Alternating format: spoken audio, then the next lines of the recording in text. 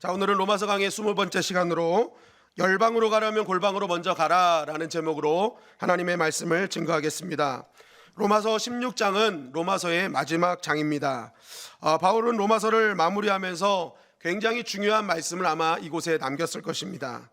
믿음으로 사는 자가 꼭 실천해야 될 진짜 중요한 것이 무엇인가?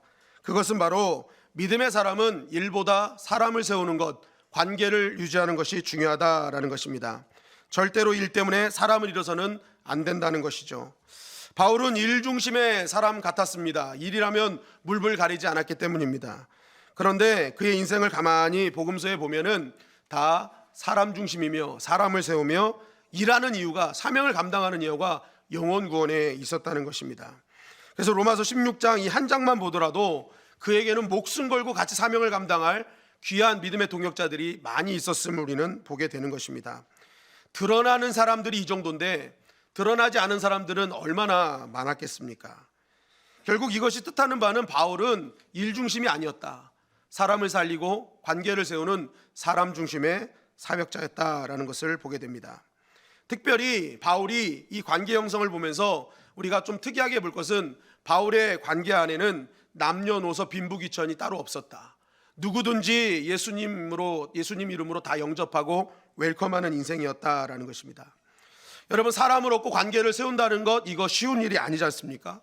정말 어려운 일 아닙니까? 나와 생각이 다르고 삶의 패턴이 다르고 일하는 방식이 다른 사람을 함께하고 세운다는 거, 이거 결코 쉬운 일이 아니라는 거예요. 그럼에도 불구하고 바울은 항상 노예에서 왕족에 이르기까지, 그리고 젊은이부터 노인에 이르기까지 남녀 구분할 것 없이 모두 품고 나아갔다는 것이에요. 우리가 말씀을 통해서 어떻게 그것이 가능했는지 알았습니까? 그 이유가 그는 주 안에 있는 자였기 때문이었어요. 바울은 로마서 16장을 통해 서로 무난하라 하면서 꼭 했던 말이 무엇입니까? 주 안에서, 예수 안에서 무난하라는 거예요. 이것은 바울은 온전한 관계는, 사람과의 온전한 관계는 절대로 사람의 힘으로만 되는 것이 아니다. 그 안에 있는 그 사람이 예수 안에 있을 때, 예수님의 비전, 예수님의 생각으로 그 안이 가득 차 있을 때 뭐예요? 어떤 사람이든지 영접하고 환영할 수 있는 사람이 된다는 것이죠. 예수님의 생각과 예수님의 비전은 무엇이었어요? 한 영혼이 천하보다 귀하다는 거예요. 그래서 예수님은 어디를 가든지 창녀건 죄인이건 병자건 가난하건 부자건 상관하지 않았어요. 그 모두를 십자가의 품으로 안아주셨던 거예요. 왜요? 한 영혼이 천하보다 귀하기 때문에. 그래서 바울은 주님께서 사랑하는 그 한 사람을 끝까지 사랑하며 그가 어떤 사람이든 간에 그들을 품었던 거예요. 여러분, 마지막 때에 가장 큰 이 말세의 징조가 뭔지 아십니까? 말세가 되면은요, 원래 하나님께서 창조하신 것은요, 사람을 사랑하고 돈을 사용하는 것이 우리 하나님의 창조의 법칙이에요. 그런데 이것이 말세가 되면 바뀝니다. 사람을 사용하고 돈을 사랑하는 거예요. 그러니까 오늘날의 이 시대가 왜 말세입니까? 하나님의 창조대로 되지 않고 하나님은 사람을 사랑하게끔 했는데 사람을 사용하여 이제는 이용하는 거예요. 그리고 뭐예요? 그걸로 인한 돈을 사랑하는 세상이 되어버리고 말았어요. 여러분, 사람은 사랑하는 것입니다. 사람은 사용하는 존재가 아니에요. 이용하는 존재가 아니에요. 사람은 사랑하고 돈은 사용하는 거예요. 근데 오늘날 많은 사람들이 돈은 사랑하고 사람은 사용하고 있어요. 근데 바울은 그렇지 않았다는 거예요. 바울은 어떻게 합니까? 끝까지 예수님 만나고 나서 주님을 사랑하는 자는 교회를 사랑하는 것이구나, 이웃을 사랑하고 성도를 사랑하는 것이구나, 다메섹 도상에서 깨달았어요. 왜요? 교회를 핍박하고 성도들을 핍박했던 것뿐인데 주님은 다메섹 도상에서 네가 핍박하는 예수라 라고 말씀하시는 것을 듣는 순간 자신은 한 번도 예수님을 핍박한 적이 없었지만 예수님 핍박하는 것이, 교회를 핍박하는 것이, 성도를 핍박하는 것이 예수님 핍박하는 것이구나. 반대로 그럼 교회 사랑, 이웃 사랑, 성도 사랑은 주님을 사랑하는 것이구나 라는 걸 깨닫고 바울은 평생에 있어 영혼을 사랑하고 사람들을 세웠던 것입니다. 그래서 고린도전서 9장 20절 22절 말씀해 보니까 바울은 계속 그 얘기하는 거예요. 유대인들 같이 된 것은 그 한 사람을 구원하기 위해서, 율법 아래에 있는 사람처럼 된 것은 그 한 사람 구원하기 위해서, 약한 사람처럼 된 것은 그 약한 사람 구원하기 위해서라고 말하고 있는 것입니다. 여러분, 우리가 신앙생활 하면서 두 가지 노래가 있어야 된다고 말씀드렸죠. 우리가 복음 안에서 이 복음, 이 십자가 유일한 구원의 길이다라는 것은 우리가 뭐예요? 정몽주의 단신가가 되어야 된다고 하지 않았습니까? 이 몸이 죽고 100번 고쳐 죽어도 백골이 진토되어 넋이라도 있고 없고 나는 끝까지 이거 지키겠다. 그러나 그 복음으로 무장한 우리가 한 영혼을 주님께 데려올 때 그 영혼을 생각할 때는 이방원의 하여가가 돼야 돼요. 이런들 어떠하리 저런들 어떠하리. 여러분, 예수님은 십자가를 지시고 그 지신 십자가가 어떤 사람들을 구분하고 구별해서 이 사람은 구원하고 아니고 아니었어요. 누구든지 이런들 어떠하리 저런들 어떠하리, 이런 사람 저런 사람 다 내게로 오라. 내가 쉬게 할 것이고 구원을 얻게 할 것이다. 그래서 여러분, 예수님을 사랑하는 사람은요, 영혼 구원에 있어 절대로 어떤 기준을 둬서는 안 돼요. 이 사람도 괜찮고 저 사람도 괜찮다. 주님의 십자가의 복음으로 구원할 수 있다면 누구든지 괜찮다. 여러분, 우리 교회가 이런 교회가 되기를 주님의 이름으로 간절히 축원합니다. 누구든지 와서 구원받는 교회, 복음으로 무장하는 교회, 그것이 믿음이 강한 교회라는 거예요. 자, 우리가 이렇게 관계를 잘 세우기 위해서 우리가 기억해야 될 첫 번째 주 안에서였어요. 주님의 생각, 주님의 뜻. 그러면 두 번째, 우리가 이런 관계를 잘 세우기 위해서 해야 될 일이 무엇이냐? 오늘 본문은 가정이 중요하다는 것을 말씀하고 있어요. 로마서 16장 3절부터 5절 상반절 말씀을 다 같이 읽겠습니다. 시작. 너희는 그리스도 예수 안에서 나의 동역자들인 브리스가와 아굴라에게 문안하라. 그들은 내 목숨을 위하여 자기들의 목과지도 내놓았나니 나뿐 아니라 이방인의 모든 교회도 그들에게 감사하느니라. 또 저희 집에 있는 교회에도 문안하라. 자, 바울은 브리스가와 아굴라에게 문안하라 하면서 연이어서 뭐라고 얘기합니까? 그들의 집에서 모이는 교회에도 문안하라 라고 말합니다. 우리는 여기서 한 가지 알 수 있는 게, 브리스가 아굴라는 당시 자신의 집을 교회로 내어주었음을 먼저 알 수 있습니다. 당시에는 믿음으로 구원을 받은 그 가정이요, 자신의 집을 교회로 내어주고 개방하면 그 제자들이 함께 거기서 예배를 드리고 하나님께 영광을 돌렸습니다. 자주장사 루디아의 집이 유럽의 전초기지가 됐잖아요. 그 자신의 집을 내어주고 그곳에서 베이스 캠프를 차려서 제자들이 거기서 사도들이 계속 사역을 감당할 수 있도록 만들어 주었던 것처럼, 이 모든 관계의 시작이요, 가정에서부터, 내어준 집으로부터 시작되었음을 말씀하고 있어요. 여러분, 결국 이 말씀이요, 오늘 우리에게 주시는 것은요, 우리의 모든 관계의 시발점이 어디서부터 시작되느냐? 그것은 바로 우리의 가정으로부터 시작된다는 것입니다. 우리가 어디서나 사람을 살리고 관계를 회복하기 위해서 진짜 필요한 것이 무엇이냐? 바로 내 집, 나의 가정이 교회가 되는 일부터 시작되어야 된다는 것입니다. 그 안에서, 그 가정 안에서, 그 집 안에서 하나님을 향한 예배와 기도와 찬양이 회복되어져서 하나님과의 관계가 회복되어지고, 관계가 회복된 우리가 믿음 안에서 모든 가족들이 주의 사랑의 끈으로 연결되어지는 것이 시작되어질 때, 그때부터 그 안에서의 아름다운 관계가 뭐예요? 나의 사회와 나의 직장과 나의 모든 삶에 연결되어지는 관계가 되어질 수 있다는 것입니다. 여러분, 성경에 보면 하나님께서 직접 만드신 두 기관이 있는데, 그것이 바로 구약에서는 가정이고 신약에서는 교회였어요. 우리나라 국가, 학교, 병원, 군대 이런 조직들은요, 사람이 필요에 의해서 만든 조직이지 하나님이 만드신 조직이 아닙니다. 하나님이 만드신 조직은 오직 가정과 교회뿐이었어요. 그런데 먼저 만드신 것이 뭐예요? 가정이라는 거예요. 가정. 그러니까 하나님이 최초로 세우신 아주 중요한 조직이 가정이다. 그렇게 가정을 세우셔서 하나님이 하신 일이, 첫째는 하나님과의 관계가 이루어지게 하셨고, 둘째는 아담과 하와를 부부로 맺어주시면서 부부간의 그런 가족간의 관계를 아름답게 만들어 주셨다. 그래서 남자가 있고 여자가 만들어질 때 이는 내 살 중에 살이요 뼈 중에 뼈라 하면서 막 고백하면서 만들었잖아요. 그 여자를 만들 때 야 설거지해 빨래해 하면서 만든 게 아닙니다. 그죠?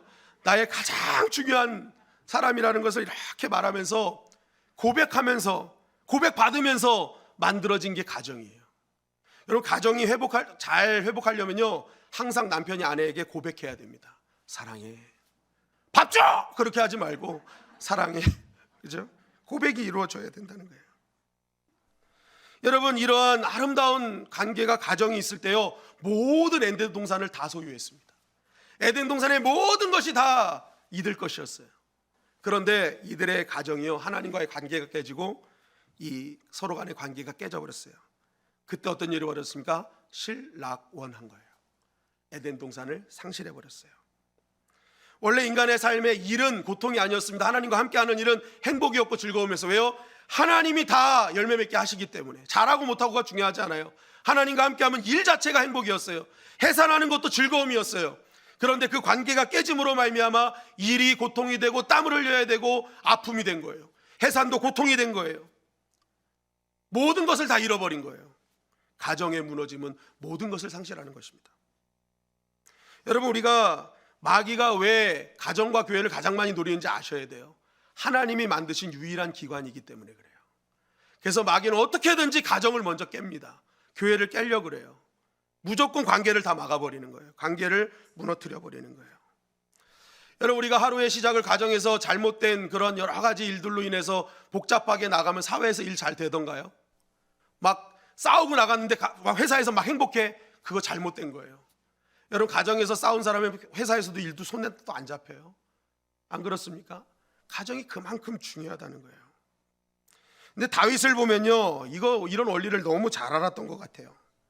역대상 25장에 보면요, 다윗이 찬양대를 결성합니다. 찬양대를 결성하는데 이때 다윗이 한 게 뭐냐면요, 이 찬양대를 조직한 게 진짜 놀라운 게, 다윗은 왕이 돼서 국가를 조직할 때 어떤 군대를 먼저 조직하거나 이런 행정 관료를 먼저 조직하지 않았어요. 찬양대를 그 이전에 조직했어요. 군대는 그 다음에 조직했어요. 왜 그렇습니까? 이건 다윗의 신앙 고백이었습니다. 우리 나라는 군대나 행정 관료로 지켜지는 나라가 아니다. 하나님이 지켜주시고 하나님이 세워주시는 나라이기에 우리 나라는 하나님을 먼저 찬양해야 된다라는 다윗의 고백이 있었던 거예요. 그러니까 다윗이 얼마나 대단한 겁니까? 다윗은요, 그냥 말로만 하는 고백이 아니었어요.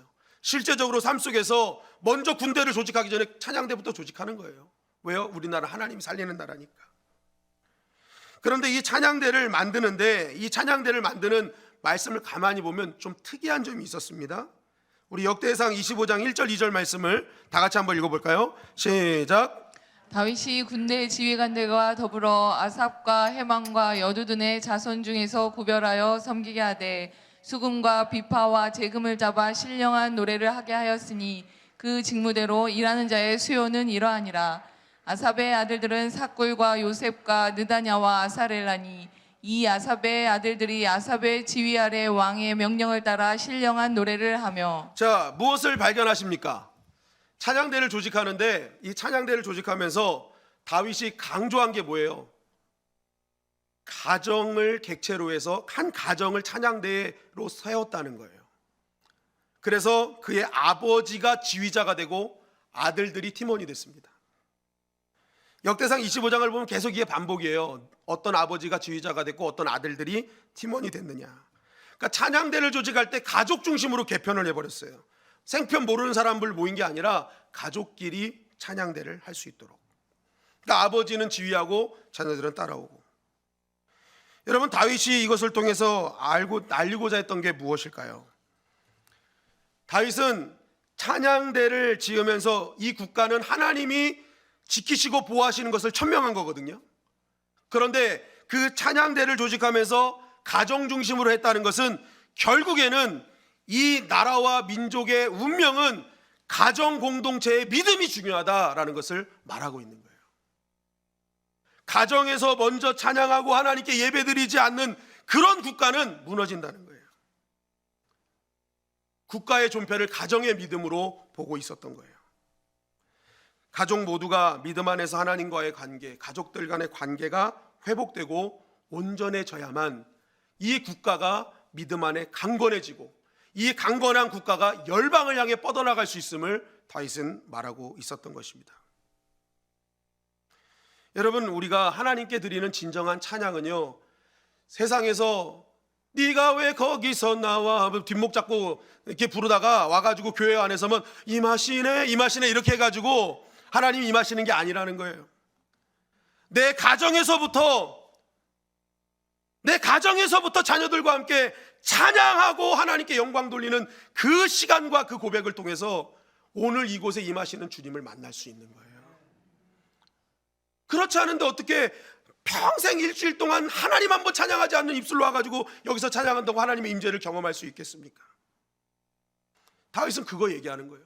너희들이 찬양대에 조직됐느냐? 너희들 계속 찬양해라.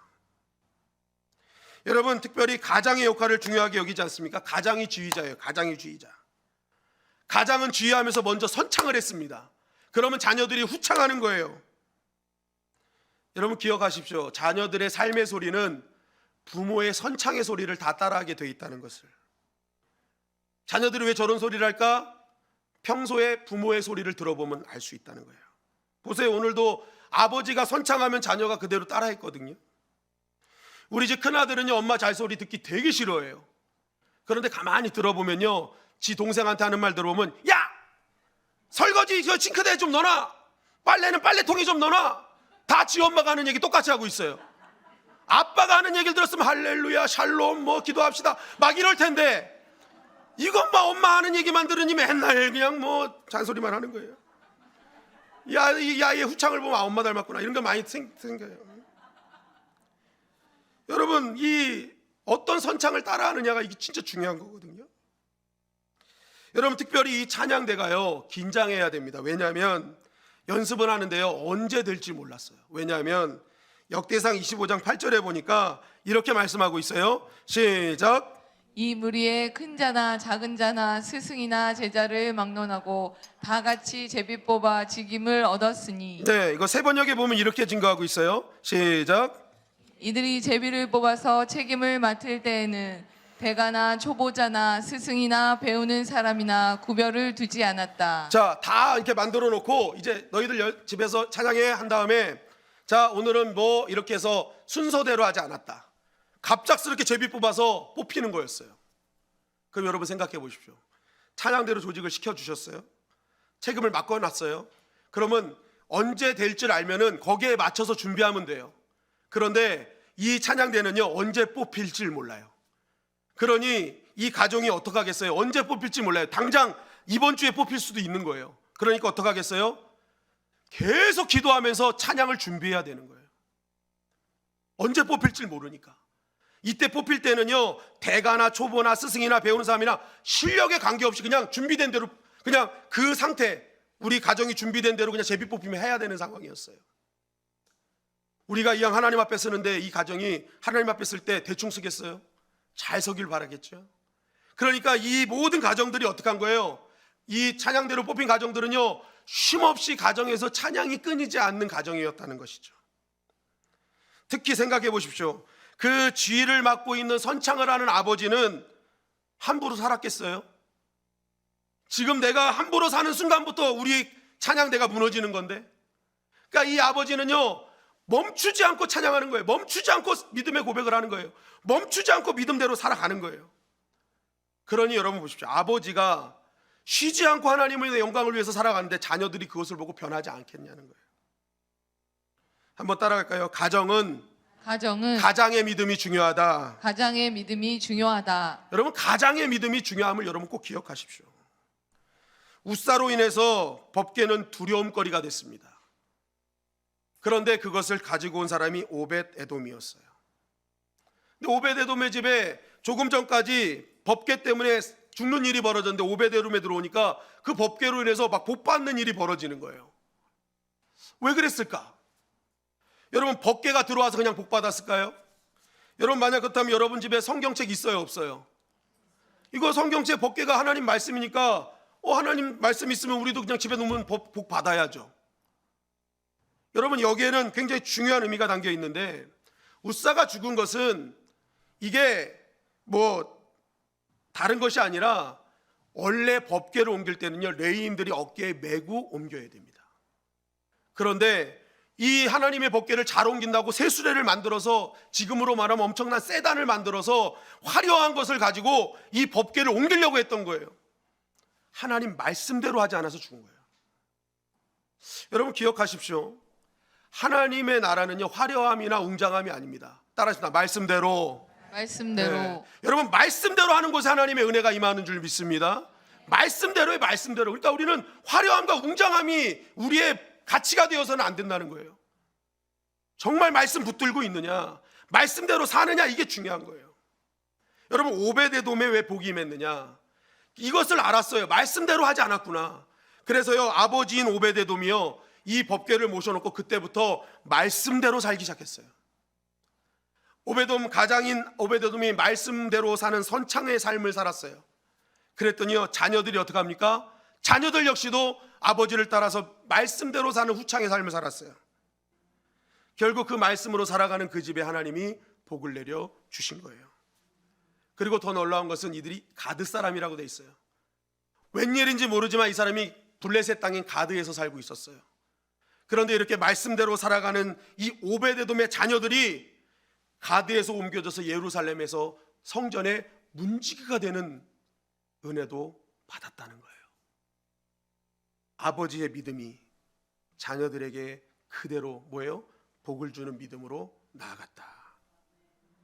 오늘 본문에도 보면 이 가장의 믿음이 얼마나 중요한지를 말씀하는데 로마서 16장 13절은 이렇게 증거합니다. 시작. 주 안에서 택하심을 입은 루포와 그의 어머니에게 문안하라. 그의 어머니는 곧 내 어머니니라. 자, 바울이 루포와 그의 어머니를 문안하면서 그 어머니를 나의 어머니라고 고백합니다. 그러니까 이게 바울이요, 루포의 믿음과 그의 어머니 믿음을 완전히 인정하고 있는 거예요. 자신이 어머니를 삼을 정도로 굉장히 훌륭한 믿음의 명문 가문이었음을 보게 되는데, 이가 명문 가문이 된 이유를요, 마가복음 15장 21절은 이렇게 설명하고 있어요. 다 같이 읽겠습니다. 시작. 마침 알렉산더와 루포의 아버지인 구레네 사람 시몬이 시골로부터 와서 지나가는데 그를 억지로 같이 가게 하여 예수의 십자가를 지우고. 자, 여기에 보면 이제 루포의 아버지 그리고 루포의 어머니가 누구의 부인이었는지 알려주죠. 루포의 아버지와 그 어머니의 남편이 누구냐? 구레네 사람 시몬이다라는 거예요. 이걸 보면서 어떤 분은 자꾸만 시몬을 전남 구레 사람이라고 생각하는데 그렇지 않아요, 여러분. 이게 리비아에 있는 도시입니다. 리비아에 있는 도시예요. 리비아에 있는 도시. 그런데 이 리비아에 살던 이 시몬이요, 이제 명절을 맞아서 온 거예요. 그런데 그때 구경하다가 억지로 십자가를 져버린 거예요. 그런데 억지로 진 십자가가 어느 순간 그것이 이 가정을 살리는 믿음의 십자가요, 사명의 십자가요, 가정을 살리고 믿음의 명문 가문을 만드는 십자가가 되었다는 거예요. 여러분, 이것이 우리에게 뜻하는 바가 무엇일까요? 여러분, 대한민국이라는 나라에서요, 이 가장이 살아간다는 것 절대 쉬운 일이 아닌 것을 깨닫게 됩니다. 가장의 어깨에 무거운 짐, 정말 무거워요. 왜냐하면 가족들의 생사를 책임지고 있지 않습니까? 정말 하루 버티기 힘든 나날들을 매일매일 살아가고, 내가 이거 그만두고 싶어도 가족들을 위해서 그만두지 못하는 그러한 심정이 있어요. 제가 가끔 성도님들이 이제 식사를 대접한다고 하면 이제 목사에게 좋은 걸 대접하시려고 이렇게 좋은 식당을 데려가십니다. 그러면요, 거기 대부분 점심시간에 다 여자예요. 남자가 없어요. 그 중에 남자 보면 다 목사예요. 그러니까 여자들 사이에 남자 하나 있으면 다 목사예요. 예. 그러니까 남자들은 잘 먹어야 김치찌개, 된장찌개 먹는데 여자들은 뭐 정말 좋은 식당에서 다 모여가지고 이렇게 먹더라고요. 대한민국 남자들 불쌍합니다. 그리고 어떤 울산에서 목회하시는 분의 설교를 들었는데, 이 울산은 현대자동차가 있잖아요. 거기서 보면은 여자들은, 아내들은 다 풀옵션 차를 몰고 다니는데 남자들은 다 자전거 끌고 다닌대요. 자전거 끌고 다녀. 그리고 뭐 장례식, 결혼식, 돌잔치 할 때도 다 현대자동차 옷 입고 다닌대요. 여자들은 휘황찬란한 옷 입고 다니는데 남자는 다 현대자동차. 옷도 제대로 못 사 입고. 너무너무 안타깝고 불쌍하다는 거예요. 그런데 중요한 것이 있어요. 정말 어려워요. 힘들어요. 가족의 생사를 지고 산다는 게 정말 쉽지 않아요. 그럼에도 불구하고 성경은 우리에게 말합니다. 너가 믿음의 아버지냐? 그러면 구레네 사람 시몬처럼 힘들어도 억지로라도 십자가를 지라는 거예요. 억지로, 힘들고 어려워도 안다는 거예요, 주님도. 그러나 너가 끝까지 그 십자가를 지고 나갈 때 하나님께서 그 십자가 지신 믿음을 보고 그 가정을 믿음의 명문 가문으로 만들어 주시겠다는 것입니다. 여러분, 우리 주님의 영광교회 가장들이 정말 힘들고 어려운 상황 속에서도 끝까지 예배와 말씀과 기도의 십자가를 지시기를 주님의 이름으로 간절히 축원합니다. 주님 다 보고 계셔요, 여러분. 가장들 힘내세요. 할렐루야. 여러분, 우리의 가장의 입에서 찬양과 기도가 멈추지 말아야 돼요. 억지로도 십자가를 져야 돼요. 이제는 십자가밖에 없습니다. 난 이미 죽었습니다. 고백해야 돼요. 그것이 일본어로 난 데스까요? 난 데스까? 난 죽었습니다. 그죠? 난 데스까? 난 죽었어요. 난 없다는 거예요. 이제 십자가만 있다는 거예요. 여러분, 가장은 집안에서 하나님과의 관계를 연결하고 가족들을 믿음 안에서 사랑으로 연결하는 존재임을 기억하십시오. 이제 이런 게 들으면 이제 아내들은 계속 끄떡끄떡 하면서 막 적고 막 지금 남편에게 이거 갖다 줘야지 막 이렇게 하시는데, 아내들도 잘 들으세요. 그런 남편이 억지로라도 십자가를 질 수 있도록 여러분, 그 사명과 삶에 힘을 실어주는 돕는 배필이 되기를 주님의 이름 간절히 축원합니다. 아빠가 권위를 가지고 자녀들 모아놓고 이놈들 하는데 거기다 대고 지는 해버리면 다 끝나는 거예요. 너나 잘해 하면 다 끝나는 거예요. 그 아빠가 뭐가 되겠어요? 그럼 할렐루야. 그 아빠는 그냥 뭐 하려다 그냥 완전히 그냥 권위가 다 무너져 버리는 거예요. 어떤 분은 그래요. 너무 생생하기 때문에 목사님 가정 얘기 아니냐 이렇게 얘기할 수 있는데, 제가 말 나온 김에 다 할게요. 자녀들 혼내다가 절대로 불똥을 남편에게 보내지 마십시오.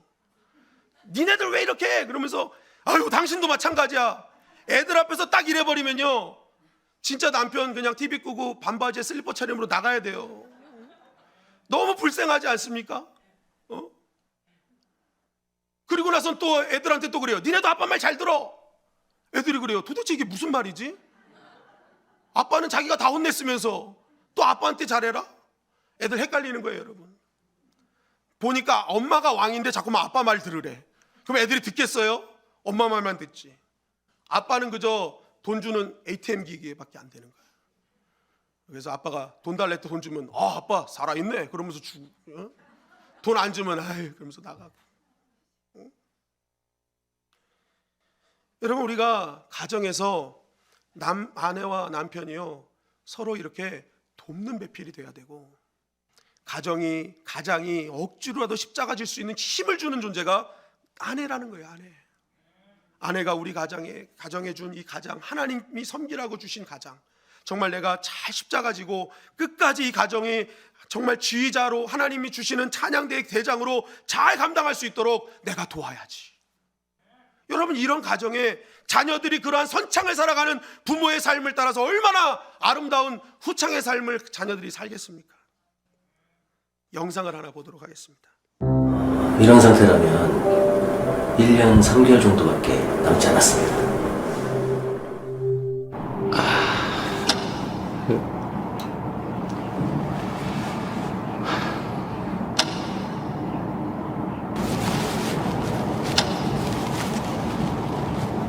이거 아직 뭐 해야 될 게 많은데 이게 이제 다 물거품이 되는가.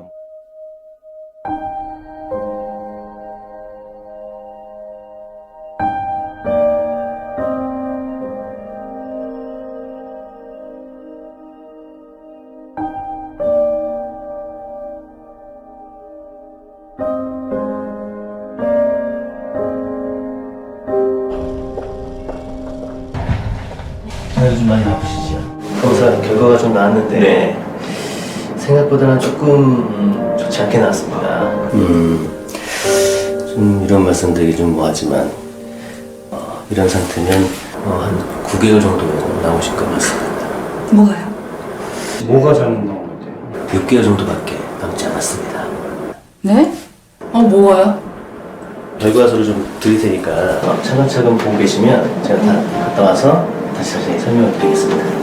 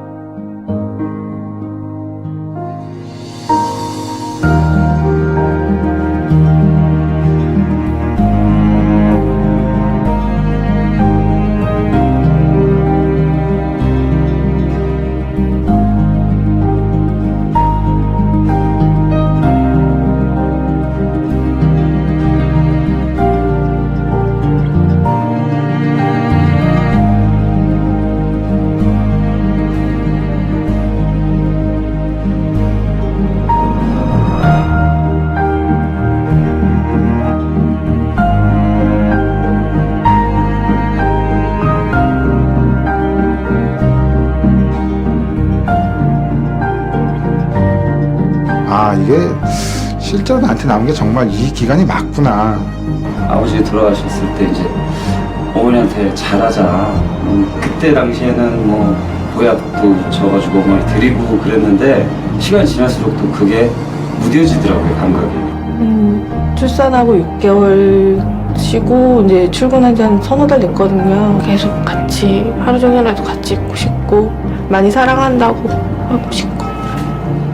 서울 올라와서 공부한다고 몇 년 보내고 뭐 한다고 몇 년 보내고 이러다 보니까 지금 나이는 찼는데 뭐 효도라고 할 만한 거는 별로 한 게 없는. 이렇게 주위에 가족도 못 챙기면서까지 이렇게 살아왔나 하는 생각이.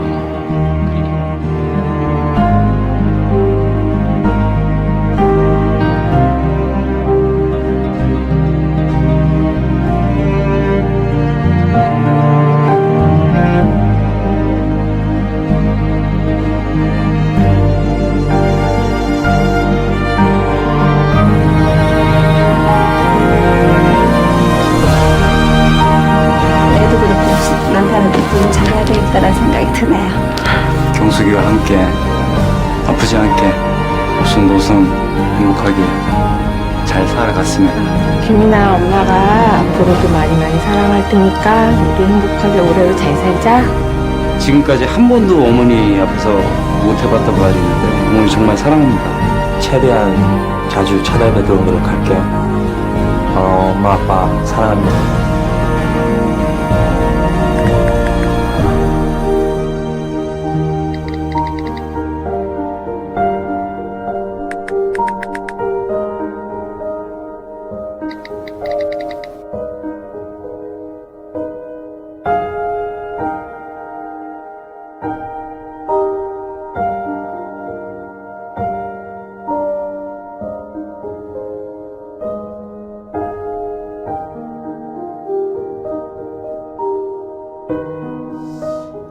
우리 인생을 여기서 보니까 85살로 이렇게 했더라고요. 성경은 우리에게 70이요 강건하면 80이라고 얘기합니다. 그렇게 보면은요, 우리가 이 문진표대로 하면 우리의 인생을 가족과 함께 할 시간이 진짜 얼마 남지 않았거든요. 그 시간을 사실은 우리는 살아가며 살기에도 부족한 시간인데, 우리가 주 안에서 함께 믿음을 생활하며 사명 감당하기도 부족할 시간이라는 거죠. 우리 가정이 정말 하나님 앞에 예배드림, 하나님 앞에 온전한 사랑의 관계로 나아가는 그 시간 절대 미뤄서는 안 된다는 거예요. 지금 핸드폰 다 꺼내보실까요? 핸드폰 다 꺼내보세요. 핸드폰 1부 때도 다 했어요. 네, 1부 때도 다 했습니다. 내가 지금 가장 사랑하고 아끼는 사람한테 사랑합니다 하고 문자 보내주세요. 네. 옆에 있는 사람도 괜찮습니다. 내 가족 중에 정말 사랑하는 사람 지금 보내세요. 미루지 마세요. 지금 보내세요. 어떤 답장이 와도 상관없어요. 여러분 지금 보내십시오. 그 사랑을 표현하십시오. 미루기에는 시간이 얼마 없습니다.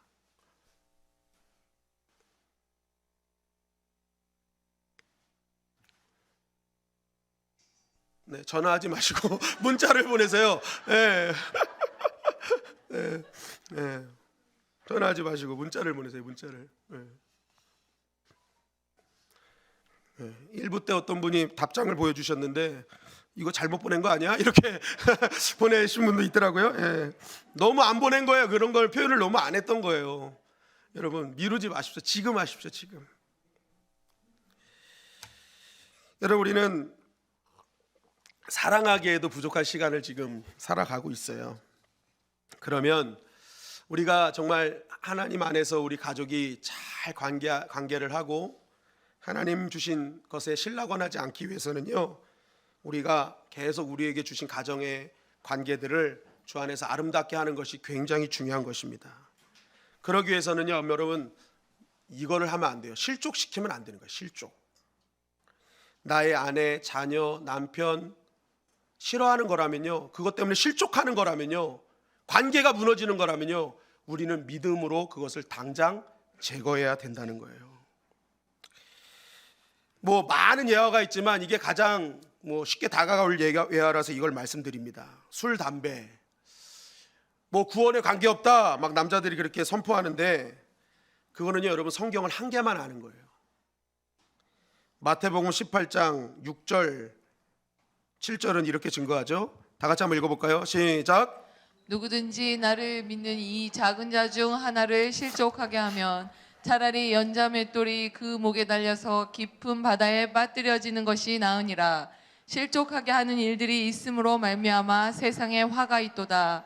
실족하게 하는 일이 없을 수는 없으나 실족하게 하는 그 사람에게는 화가 있도다. 자, 주님이 실족시키지 말라라고 하는데 이 실족하는 자에게 화가 있을 거래요. 그런데 그 화가 어느 정도냐면 차라리 연자맷돌 목에 달고 물에 빠져 죽는 게 나을 정도라는 거예요. 이 문제가요, 한 영혼을 실족하는 것은 구원의 문제와 연결되어 있어요. 여러분, 만약 그 술, 담배가 내 아내와 자녀와 내 가족을, 사랑하는 가족들을 실족시키고 관계를 무너뜨리는 것이면 여러분 당장 끊으셔야 됩니다. 여러분, 가족들이 원하는 거 큰 거 아니에요. 작은 거예요. 그 작은 것 때문에 실족하는 거예요. 자꾸만 구원의 문제로만 연결시키지 마시고 실족의 문제로 연결시킨다면 여기에 답은 금방 찾을 수 있을 거예요. 우리나라 초등학생 7,000명을 대상으로 설문을 조사했습니다. 행복을 위해 가장 필요한 것이 무엇일까라고 질문했을 때 43.6%가 대답한 답이 화목한 가정입니다 라고 대답을 했습니다. 우리 아이들이요, 그만큼 가정의 화목을 요청하고 있어요.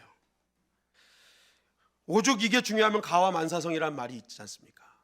가정의 화목이 모든 일을 이루는 힘이라는 것을. 여러분, 우리 주님의 영광교회가 이제부터 가정으로부터 온전한 믿음의 관계가 세워지는 가정이 되기를 주님의 이름으로 간절히 축원합니다. 교회의 힘은 바로 믿음으로 세워진 가정으로부터 시작됩니다. 가정을 엉망으로 하고 교회에 와서 한다고 해서 교회가 세워지는 것이 아니에요.